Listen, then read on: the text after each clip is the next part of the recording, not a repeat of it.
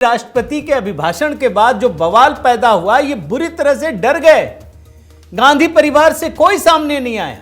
राहुल गांधी ने कहा कि नॉट रेडी, कुछ कहेंगे नहीं। प्रियंका, सोनिया, किसी ने कुछ नहीं कहा। एक छोटी सी झलक देता हूं। What you have to say about the budget, sir? Not ready.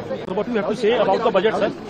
Not ready. और इस छोटे से बयान के बाद अब मैं आपके सामने 9 विंडो दोस्तों, 9, जिसमें 2025 के अलावा पिछले कई वर्षों जब भी प्रधानमंत्री मोदी की सरकार में बजट पेश किया गया, राहुल गांधी ने क्या कमेंट किया है आपको पता है। शाम होते होते वो रैली में पहुंचे तो उन्होंने कहा कि ये बजट जो है वो उद्योगपतियों के लिए है। हर साल का मैं आपको इनका जरा वो दिखाना चाहता हूं, आप देखिए और अंदाजा लगाइए कि राहुल गांधी की स्थिति किस प्रकार की हो गई है। जरा देखिए इस हिस्से को।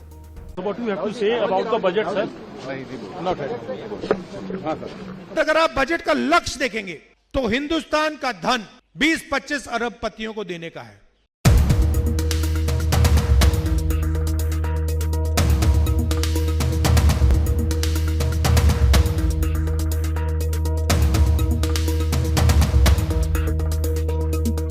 मेरी एक्सपेक्टेशन थी बजट के बारे में कि सरकार हिंदुस्तान के 99% लोगों को सपोर्ट देगी।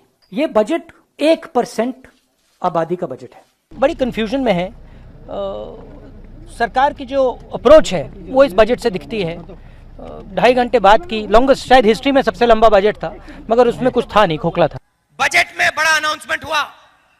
बीजेपी के नेताओं ने कहा ऐतिहासिक निर्णय लिया है और धड़ाधड़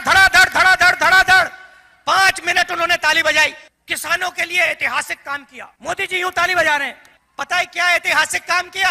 हिंदुस्तान के किसानों को 17 रुपए दिन के दिए। राहुल गांधी का बजट को लेकर सरकार पर निशाना। 4 साल बीत गए फिर भी वादा कर रहे हैं। ये सवाल राहुल गांधी की तरफ से पूछा गया है।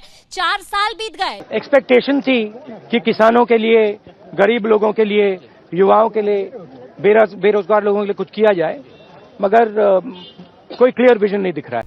ये 9 साल के बयान हैं दोस्तों, 9 साल के। और क्यों दिखाया आपको? इसलिए दिखाया ताकि आप समझ सकें कि मोदी जी कुछ भी कर दें, कितना भी कर दें, अगर वो कह दें बजट में कि किसी को कुछ देना ही नहीं पड़ेगा, तब भी ये नाखुश रहेंगे।